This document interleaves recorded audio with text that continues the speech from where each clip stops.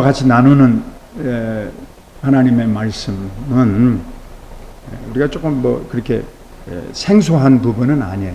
그런데 이제 여기 성경을 잘 살펴보시면 오늘 읽은 이 부분은 누가복음에만 나와요. 왜 그랬냐면 이 누가복음 12장 앞부분의 설명을 보면 수만 명의 사람이 예수님 주변으로 몰려들었다 이렇게 돼 있어요. NIV 영어 성경에는 수만 명이라고는 안 돼 있고 하여튼 굉장히 많은 사람이 몰렸던 것 같아요. When a crowd of many thousand had gathered surround Jesus Christ. 그래서 이제 한국 성경에 수만 명이라고 됐는데, 그러니까 이 이야기도 서로 막 발이 밟힐 정도로, 그러니까 couple of thousands, 10,000명이라고 말할 정도로 굉장히 많은 군중이 모였으니까 마태복음, 그 다음에 또는 마가복음, 요한복음에는 이 이야기가 기록이 되지 않았을 가능성이 있어요. 그러니까 사람은 엄청나게 많고 그 중에 관중 가운데 혹은 청중 가운데 한 명이 예수님에게 질문을 던진 거니까 누가가 이렇게 상세하게 자료를 모았기 때문에 성경에 남은 일이에요. 근데 그 중에 아주 독특한 아주 곤란한 질문이 예수님에게 제기됐다고 말해요. 그들 가운데 한 사람이 Someone in the crowd said to Jesus, Teacher, tell my brother to divide the inheritance with me.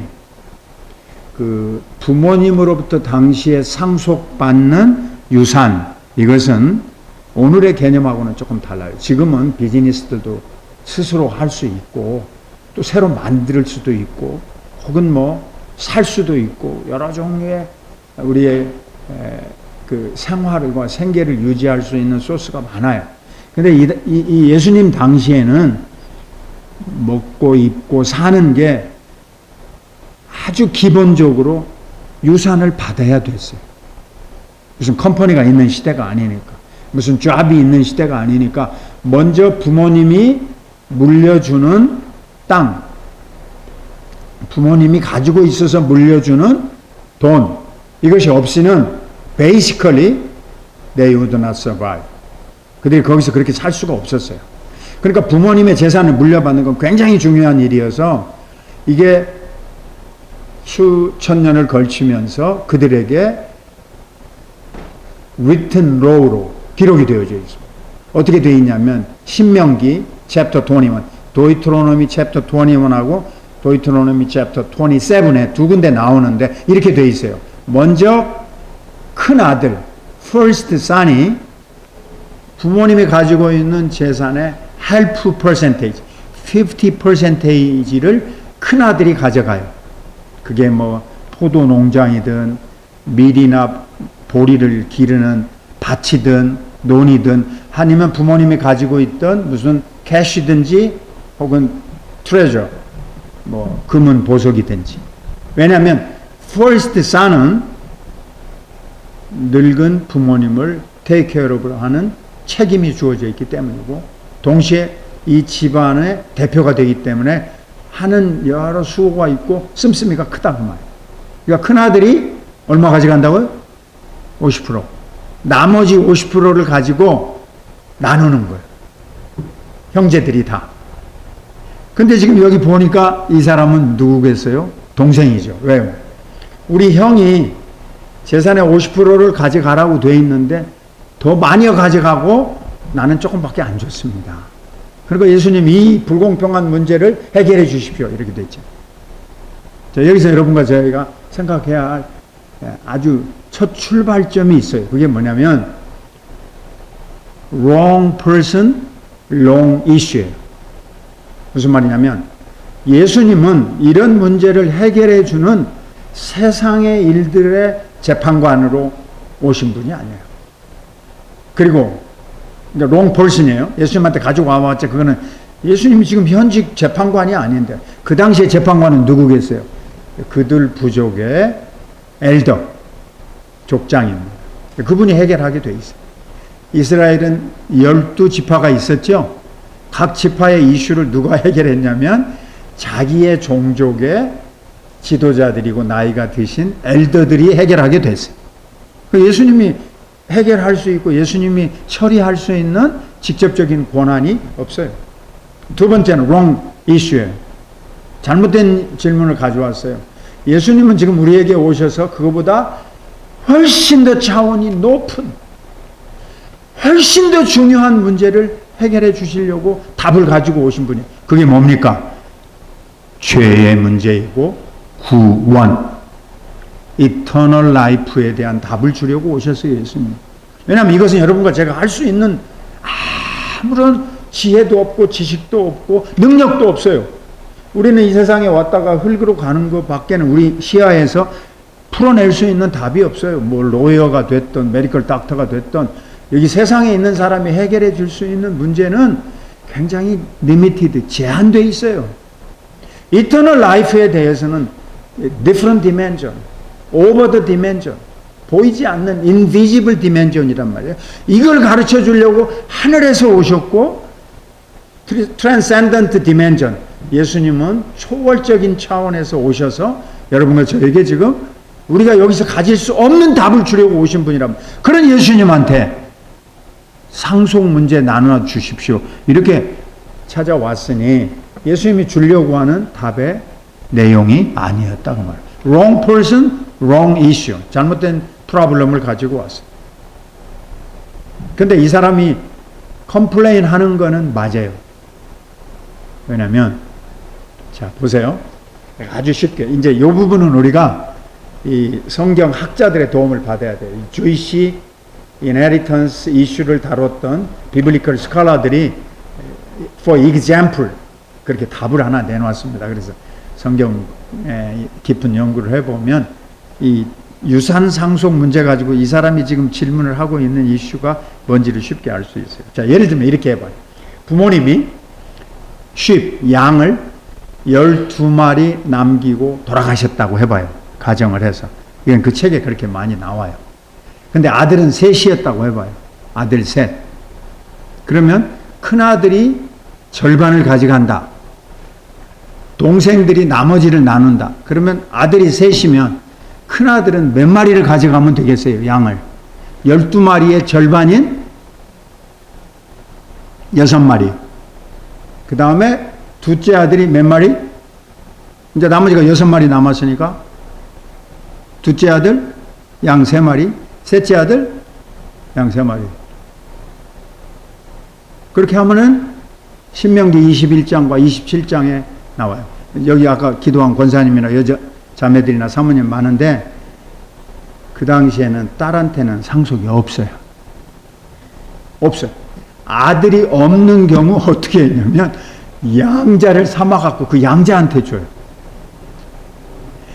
그 양자도 죽거나 없어지면 그때 딸한테 주는 거예요. Unfair from our contemporary situation. 근데 그 당시에는 그 가문의 기업을 물려받는다고 하는 것이 그렇게 쉬운 일이 아니어서 여자분들은 그냥 돕는 자의 역할만 했지 몫이 없어요. 지금은 한국의 유산 상속법이 달라졌고 미국도 달라졌죠. 똑같이 equal to son.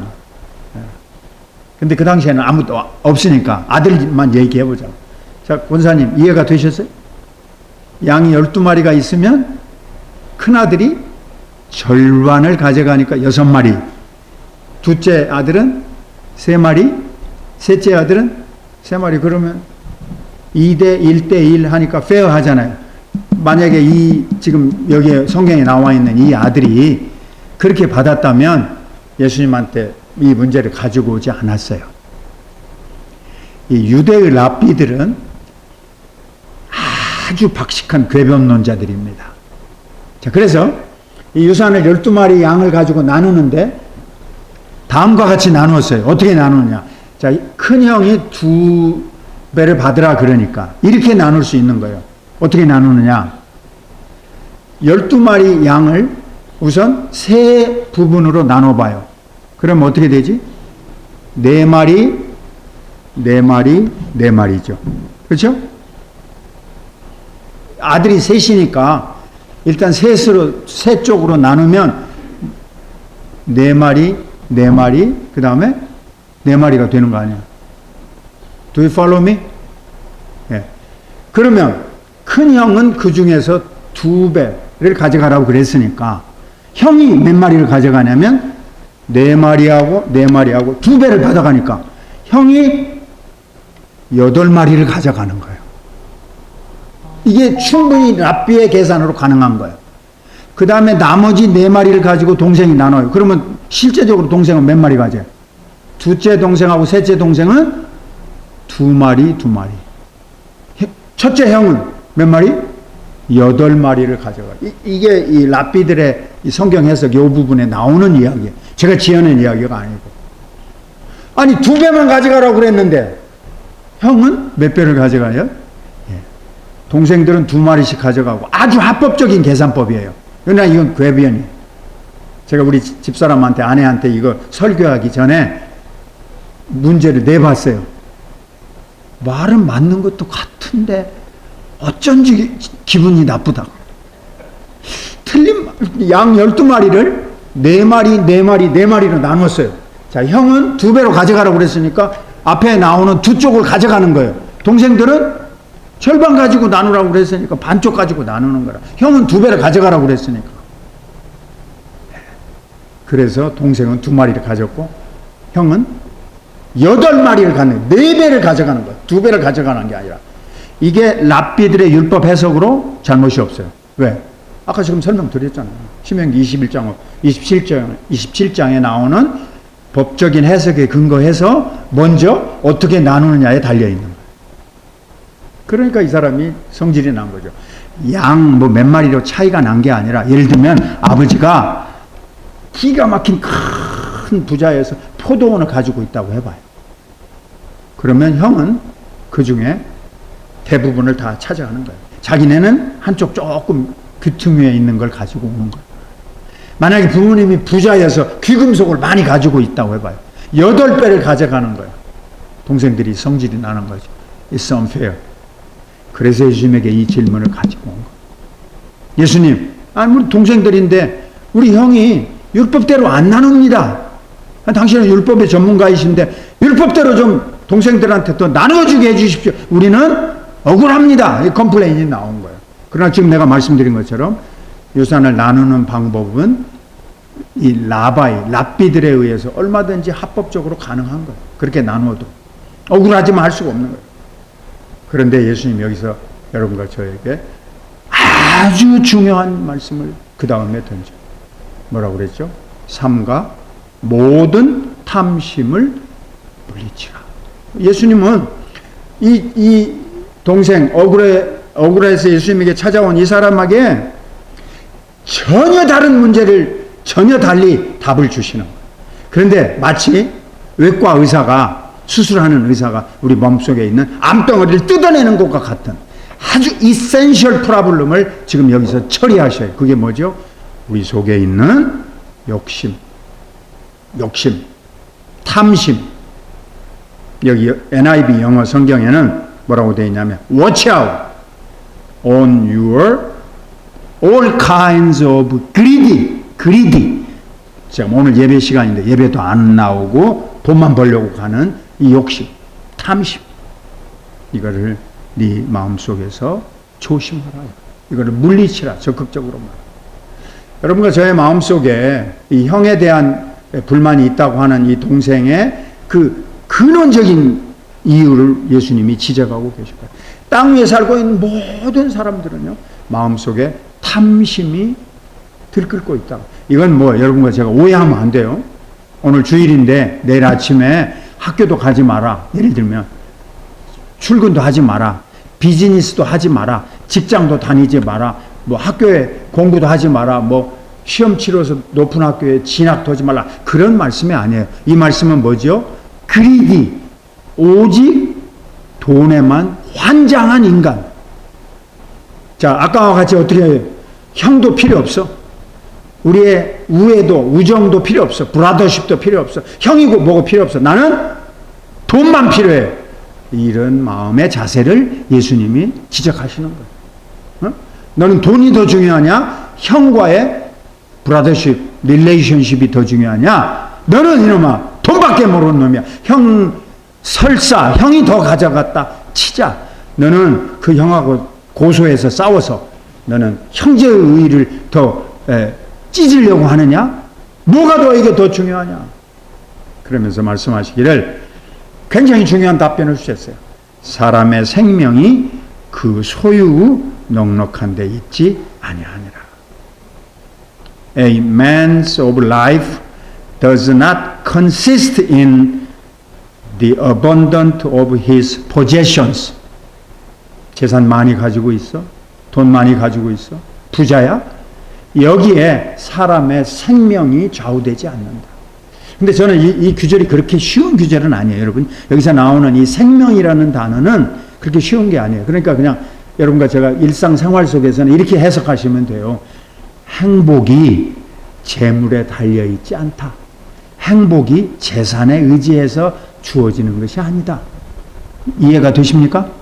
여기 라이프라는 것은 굉장히 어려운 단어예요. 이터널 라이프도 여기에 해당하는 거고, 셀베이션도 해당하는 거고, 구원도, 또 리뎀션, 우리의 구속도, 앞으로의 모든 축복도 다 이 단어 속에 이 라이프라고 하는 이 헬라어가 굉장히 어려운데, 어쨌든 우리가 쉽게 이해하시자면 행복은 재산에 의해서 결정되는 것이 아니다. 재물을 많이 가졌다고, 좋은 집에서 산다고, 부잣집에서 있다고, 무슨 좋은 비즈니스 했다고, 여기서 성공했다고 반드시 행복한 것은 아니다. 그것에 결정되는 게. 그러면서 예수님이 아주 쉬운 비유를 들었어요. 자, 부자를 한번 생각해보자. A rich man, 리치맨이 있어. 부자가 있어. 근데 부자는 뭘 생각해? 재물이 많아졌으니까 거기서 스탑하는 게 아니고 부자는 뭘 더 꿈꿉니까? 더 많은 부자, 더 많은 재물. 그래서 이 부자는 뭘 원했어요? 비즈니스가 커져가지고 큰 기업으로 더 큰 건물도 짓고 더 다른 사람에게 돋보이는 인생을 꿈꾸고 있어요. 그런데 예수님은 뭐라고 그랬어요? 오늘 밤에 그의 영혼을 하나님이 걷어가시면 그것이 무슨 의미가? 참 사실 여러분과 제가 이렇게 마스크라도 쓰고 이 코비드 시대에 여기 나와서 살아있고 함께 만나고 예배 드릴 수 있는 것, 저는 이건 정말로 큰 축복인 줄로 믿습니다. 동의하십니까? 제 아내가 이번에 같이 못 왔는데요. 저희 장모님이 LA에 있는 요양원에 계셨는데 이 코비드 균이 이제 막 심해질 때 작년 1월 달에 그 요양원에 16분, 뭐 15분 이렇게 계셨는데 한국 할아버지 할머니들이 다 돌아가셨어요. 이걸 잘 몰랐던 거예요.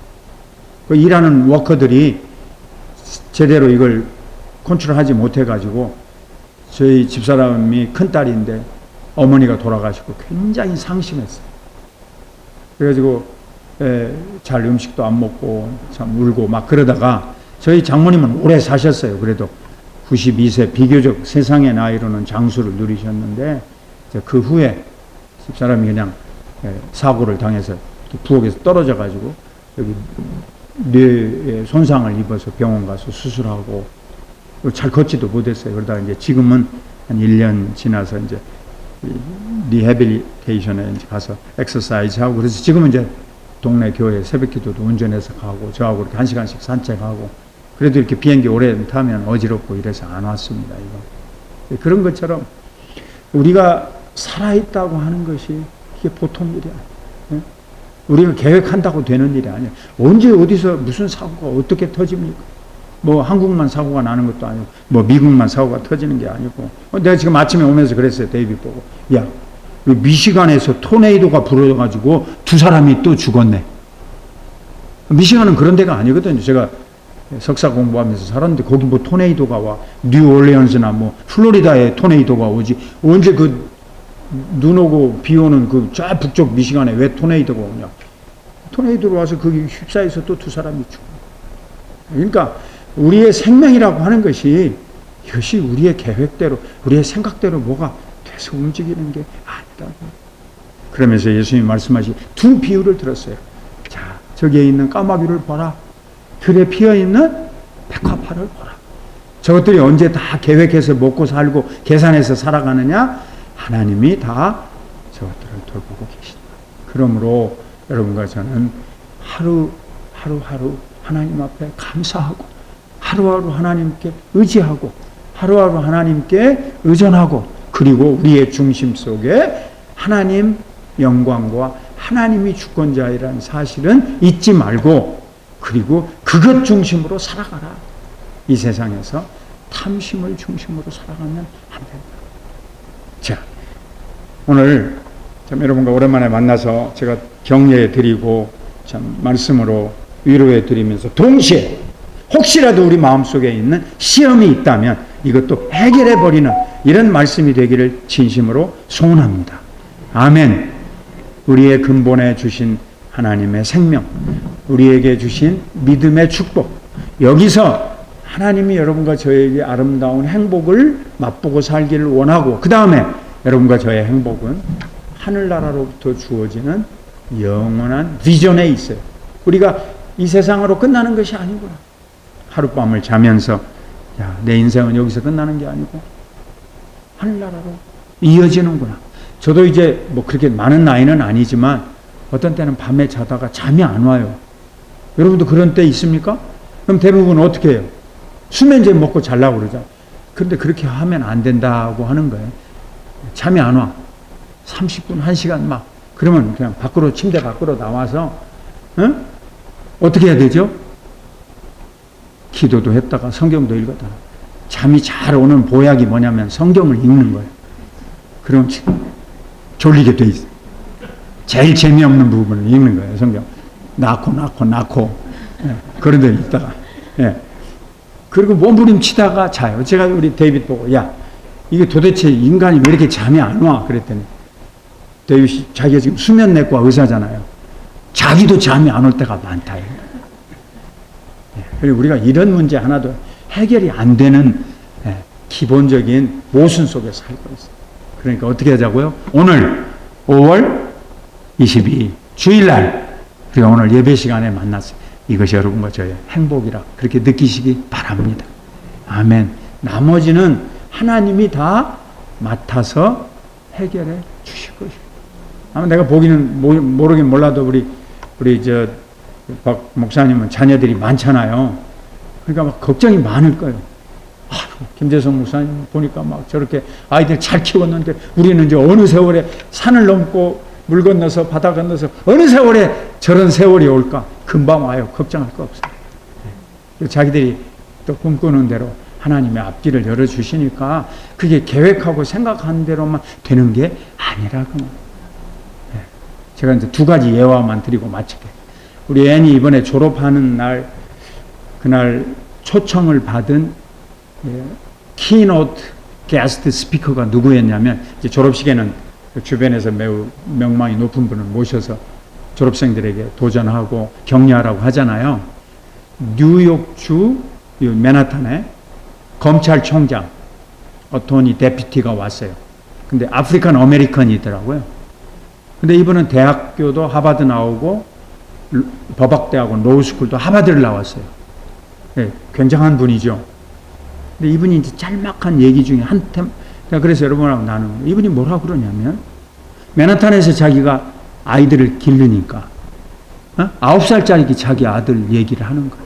자기는 하버드 로우스쿨 나오고, 뉴욕 맨하탄의 검찰총장이니까 어디 가든지 알아주잖아요. 뭐든지 딱 자기는, 인정받는 사람이에요. 근데 자기 아들은 그냥 흑인 아이일 따름이에요. 아프리칸 아메리칸. 얘가 학교 가서도 차별당하고, 동네에서도 집에서도 학교에서도 힘들고. 그러니까 이 죽음의 위협을 느끼고 산다 이거 9살짜리 자기 아들이. 우리가 생각한 거 다르죠. 우리는 성공한 사람으로 남달리 특별한 사람인 걸로 아는데 이 사람은 행복할 여유가 없는 거예요. 왜냐하면 지금 밑에 제너레이션이 자라 올라오는 이 세상은 언제든지 거기에는 차별이 있고 인종적 편견이 있고 그리고 보장받지 못한, 매일매일 안전이 보장받지 못한. 제가 그래서 이거 글에다 하나 쓰려고 그럽니다. 내가 어떤 졸업식장에서 마음에 느끼는 감상. 이게 미국의 삶이라는 게 그렇지 않아요. 어디서 행복을 느낄 수가 없어. 그다음에 두 번째 예를, 이분 얘기는 여러분도 아실 줄 아는데, 여러분 혹시 여기 조금 더 내려가면 메릴랜드주, 우리 아들이 있었던 그 워싱턴 DC 북쪽을 다 메릴랜드라고 그러잖아요. 거기에 현재 주지사로 있는 레리 호건, 네, 그 얘기라고 아실 계시. 근데 저는 개인적으로 그 와이프 되시는 유미 씨, 원래 본성은 박씨인데,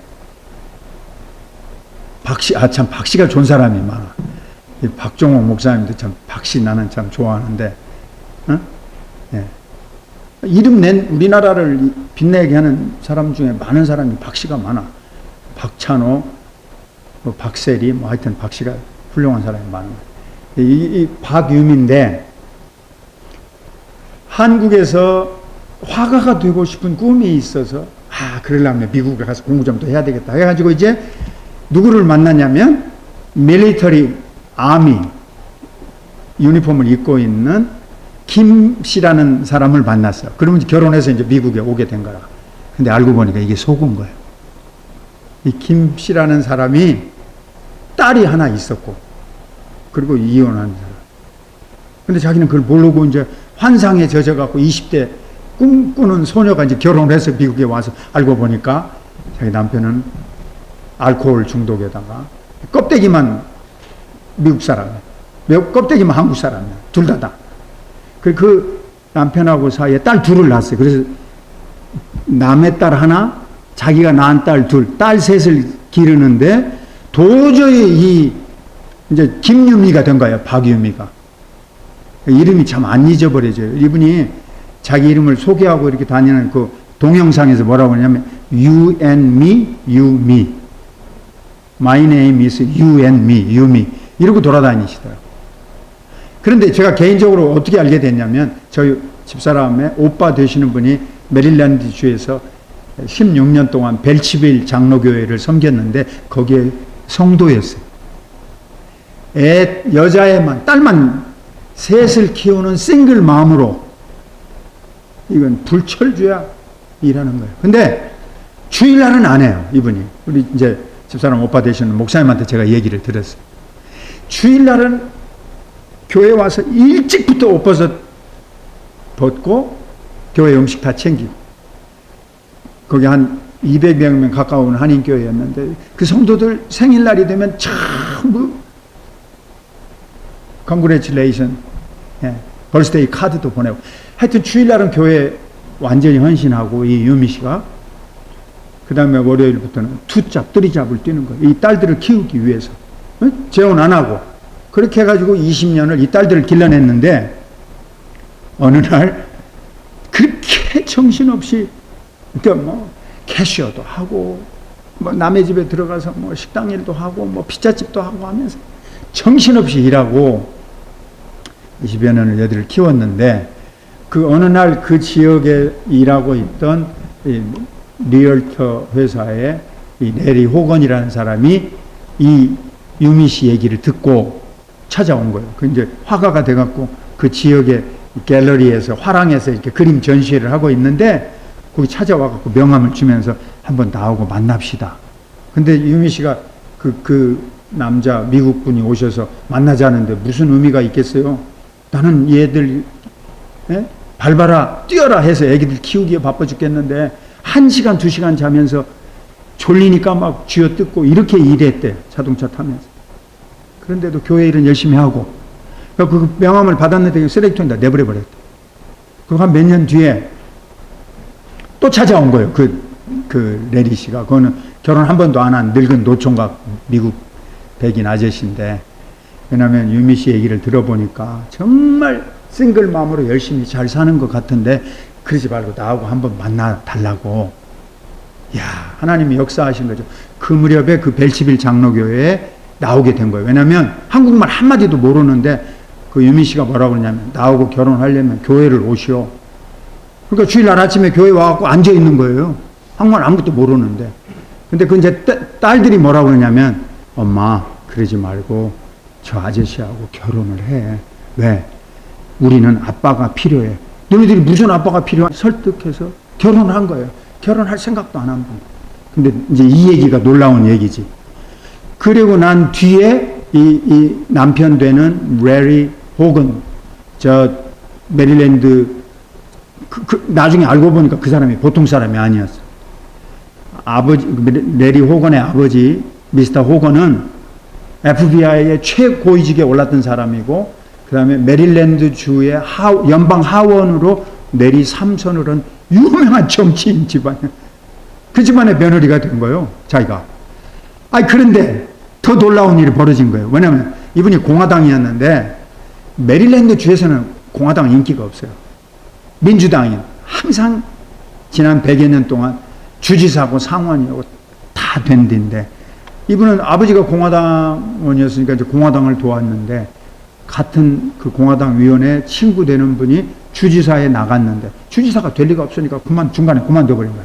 그러면서 하는 얘기가, 야, 네가 내 대신 해라. 갖고 이제 이 레리 호건이 이제 아버지의 명성은 있었지만 도저히 가능성이 없는 메릴랜드 주지사 선거에 나가게 된 거예요. 근데 부인이 누구요? 영어도 잘 못하고 키도 쬐그맣고 까무잡잡하고 조그만 눈을 가진 유미 씨란 말이에요. 턱이 없지, 주지사가 될. 기적이 일어났습니다. 어떻게? 이 유미 씨는 보통 사람이 아니잖아요. 그러니까 큰 딸은 자기가 난 딸은 아니지만 회계사로 키웠고 좋은 대학교.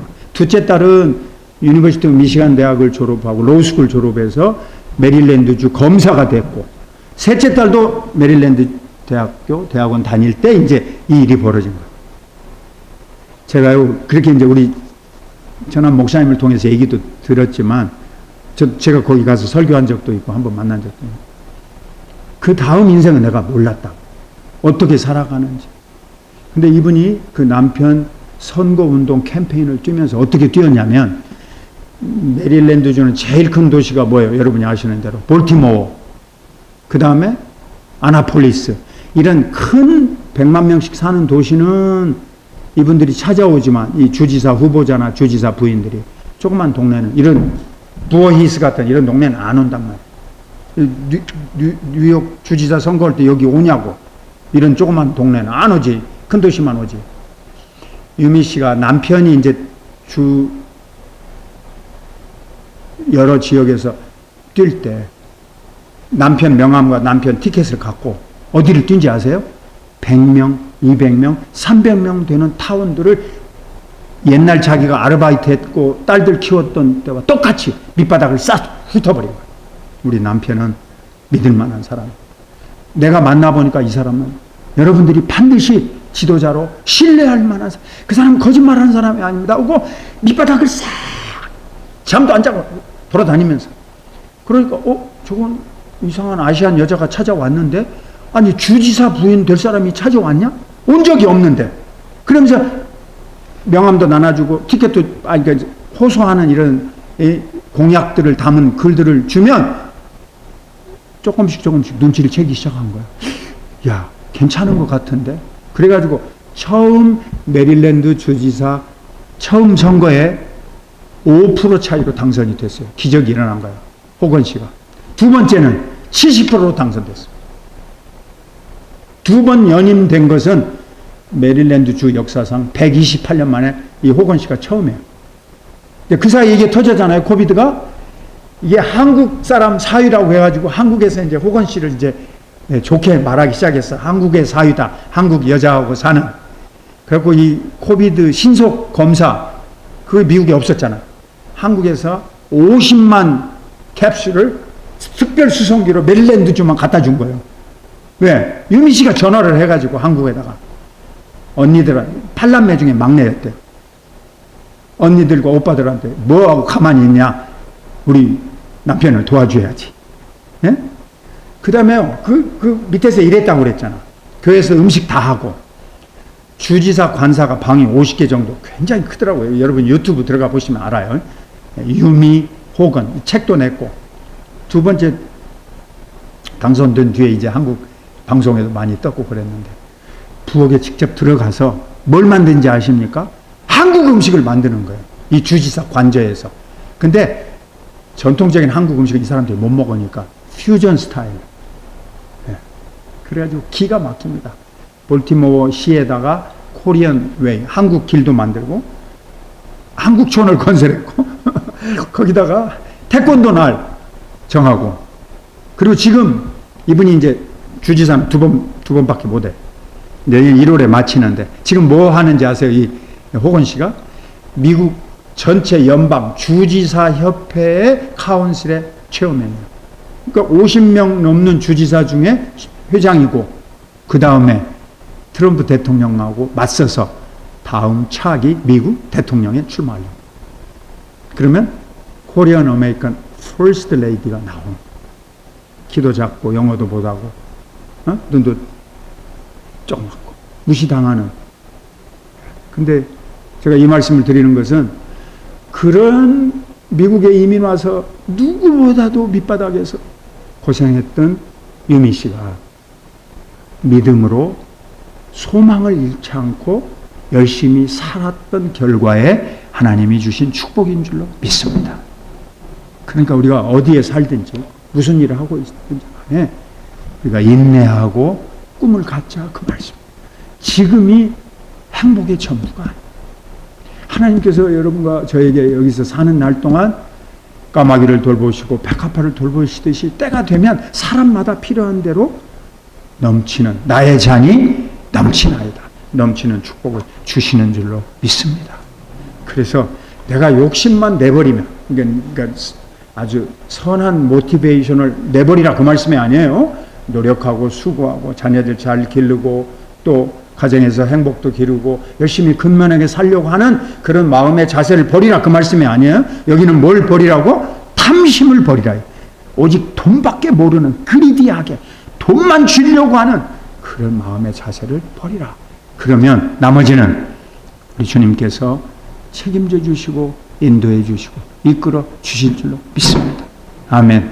내가 이제 이거는 박 목사님하고 사모님한테 마지막으로 한마디 내 간증으로 드리고 싶어요. 우리도 삼남매 기르면서 항상 매달 돈을 계산하면 모자랐어요. 매달. 응? 그런데 한 달 지내고 나면 빚 안 지고 넘어갔어요. 계산하면 모자라요. 지내고 보면 넘어갔어요. 여러분도 어떠세요? 계산하면 항상 모자라. 그런데 하나님께 의지하고 견디며 넘어가면 지나가요. 그래서 제가 자동차를 이제 바꿔야 될 때가 돼서 LA에서 그 딜러에 갔는데, 그 딜러 되는 분이 저를 이제 몇 마디 해보더니, 혹시 뭐 제가 느낌상 목사님 같은데 맞으세요? 그래서 목사다 그랬대. 그러면 됐습니다, 목사님. 자기가 체험을 해보니까 목사님들이 현재 주머니엔 돈이 없어. 그래서 뭐 융자 될까 말까 뭐 그렇게 따지고 왔어요. 자기가 지금까지 체험해보니까 모든 목사님들은 자동차 사러 상담하러 와가지고 하나님이 희한한 방법으로 돈을 조달하더래. 자기의 체험이래요. 그러니까 묻지 말고 목사님 될 줄로 알고 집에 가시라고. 걱정 말고 계약금만 대고. 그래서 내가 차를 샀어요. 그게 자동차 딜러 사람들의 마음에도 체험으로 남아있는 거야. 목사님 현재 주머니에 돈은 없어. 목사님 돈 없죠? 네, 없습니다. 그런데 아들을 통해 주던 딸을 통해 주던 어떤 성도가 전화를 해갖고 나중에 알려주던 뭐 교회가 어떻게 되든 또 옛날 차를 팔았는데 그게 보험으로 해서 돈이 더 많이 나오는 수많은 케이스들을 자기가 봤대. 아, 이거 목사님들은 보너스가 있구나. 그렇게 믿으시기 바랍니다. 계산은 하면 모자라요. 그런데 지내놓고 보면 하나님이 까마귀를 먹이시고 백합화를 자, 그러면 권사님, 목사님만 하나님이 따로 복을 좀 플러스 알파 주셨을까요? 권사님은 아니고, 집사님은 안 주시고, 목사님만 줬. 그 딜러의 직원이 이제 기억하는 거고, 하나님은 차별이 없어요. 왜냐하면 여기에 무슨 목사가 되라 그런 규절이 성경에 없으니까. 하나님의 자녀들에게 차별 없이 주실 줄로 믿으시기 바랍니다. 계산하지 마시고, 계산하면 모자라요. 지내놓고 보면 넘쳤어. 그러므로 여러분과 제가 주님 의지하고 늘 승리하시기를 다시 한번 주님의 이름으로 격려하고 축복하고 축원합니다. 아멘. 하나님 아버지, 우리는 이 험난한 미국 땅에 와 매우 참 외롭고 힘들고 다른 사람에게 자랑할 것이 없이 나그네 된 인생을 고달프게 살 때가 많습니다. 여러 해 쓸만한 넉넉한 돈이 있는 것도 아니고 먹고 마시고 떵떵거리며 사람들에게 이렇게 내세울 만한 아무것도 없는 채 그저 매달 힘겹게 살아갈 때가 많습니다. 하지만 오늘 하나님의 말씀을 통하여 또 우리에게 예표로 주신 여러 사람들을 통하여 저희들이 용기를 가지고 희망을 가지고 비전을 가지고 우리 주님 바라보며 하루하루 살아갈 수 있도록 도와주시옵소서. 이 사랑장로교회 이 귀한 공동체를 기억하시고 복내려 주시며 우리 박 목사님 네 분과 여러 자녀들과 여기 연로하신 장로님들과 또 권사님들과 성도님들 굳게 하나가 되어져서 교회를 지키며 교회를 섬기며 교회를 세워나가며 하나님께 복받는 가족들이 다 되게 하여 주시옵소서. 예수님의 이름으로 기도 올리옵나이다. 아멘.